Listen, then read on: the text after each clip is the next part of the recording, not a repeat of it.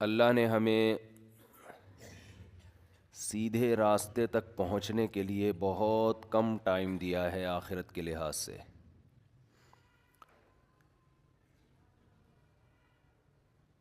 دنیا کے لحاظ سے تو یہ بہت ٹائم ہے۔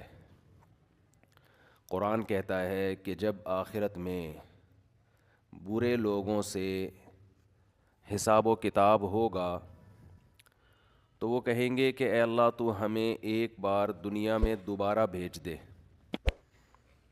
تاکہ ہم تیرے پیغمبروں پر ایمان لائیں اور ہم تیری فرما برداری کریں۔ یہ مضمون قرآن مجید میں بہت مقامات پر آیا ہے۔ مشرک کہے گا واللہ ربنا ما کننا مشرکین، اللہ کی قسم ہم تو شرک کرتے ہی نہیں تھے۔ تو گنہگار کہے گا ان تقول نفس یا حسرۃ علی ما فرطت فی جنب اللہ، ہائے افسوس کہ میں اللہ کے بارے میں بہت سخت کوتاہی میں مبتلا رہا۔ یعنی قرآن بیان کرتا ہے نا کہ تمہاری کیفیت کیا ہوگی اس وقت، بلکہ قرآن یہ بیان کرتا ہے جب موت کے وقت تم برزخ کی زندگی اپنی آنکھوں سے دیکھو گے تو اس وقت تمہاری کیا کیفیت ہوگی۔ دیکھیں، ایک تو مرتا ہوا انسان ہمیں نظر آ رہا ہوتا ہے، لیکن ایک مرتے ہوئے انسان کو بھی کوئی کچھ نظر آ رہا ہوتا ہے جو ہمیں نظر نہیں آتا اور نہ وہ ہمیں بتا سکتا ہے۔ جیسے جو آدمی بستر پہ لیٹ جائے سونے کے لیے تو ایک پوزیشن تو یہ ہوتی ہے جس میں وہ مکمل جاگ رہا ہوتا ہے، جس میں ہم سے اس کا رابطہ ہوتا ہے۔ ایک پوزیشن یہ ہوتی ہے جس میں وہ گہری نیند سو رہا ہوتا ہے، اس کا ہم سے رشتہ ڈسکنیکٹ ہو چکا ہوتا ہے، ہم سے کوئی رابطہ اس کا نہیں ہوتا۔ ہم اسے ہنسنے کی بات کریں ہنسے گا نہیں، رلانے کی بات کریں روئے گا نہیں، کتنی خطرناک خبر دیں اس پر کوئی اثر نہیں ہوگا۔ لیکن ہمیں یہ لگ رہا ہوتا ہے کہ یہ بے ہوش ہے، مگر وہ ایک الگ دنیا میں گھوم رہا ہوتا ہے۔ وہ جس دنیا میں گھوم رہا ہوتا ہے اس کو خواب کہا جاتا ہے، عالم خواب۔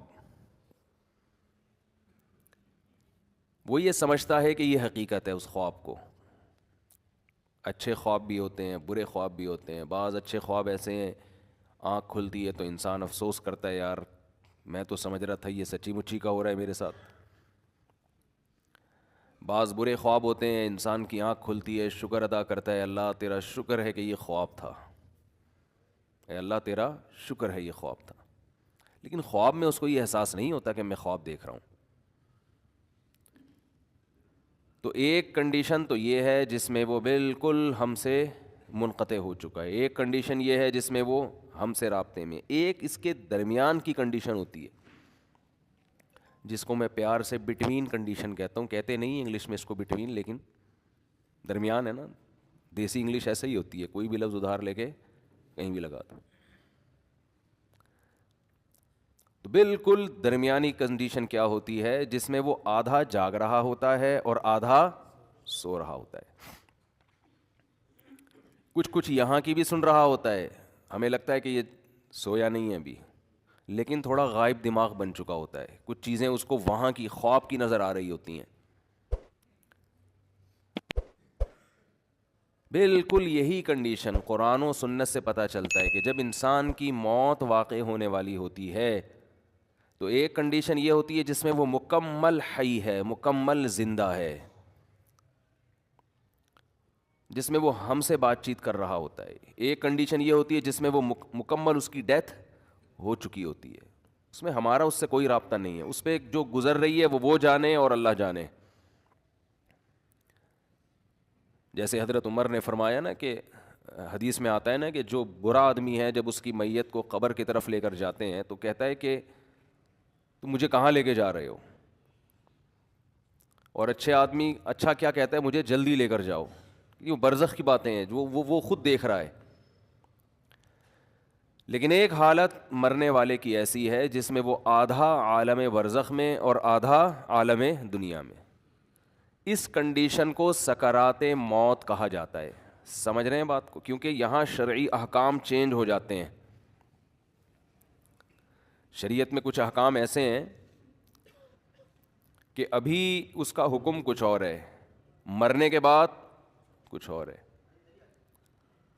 تو جب انسان مکمل حیات میں ہو تو اللہ نے اس کے لیے توبہ کا دروازہ کھولا ہوا ہے. چاہے اس کو 100% یقین ہو جائے کہ میں نے کل مرنا ہے یا 1 گھنٹے بعد مرنا ہے، لیکن توبہ کا دروازہ اس کے لیے بولے کھلا ہوا ہے. ایک آدمی نے ساری زندگی گناہوں میں گزاری، کفر میں، الحاد میں، شرک میں، خدا کا انکار کرتا رہا، اللہ کے ساتھ شرک کرتا رہا، شراب پیتا رہا، زنا کرتا رہا. 90 سال گزار دیے اس نے.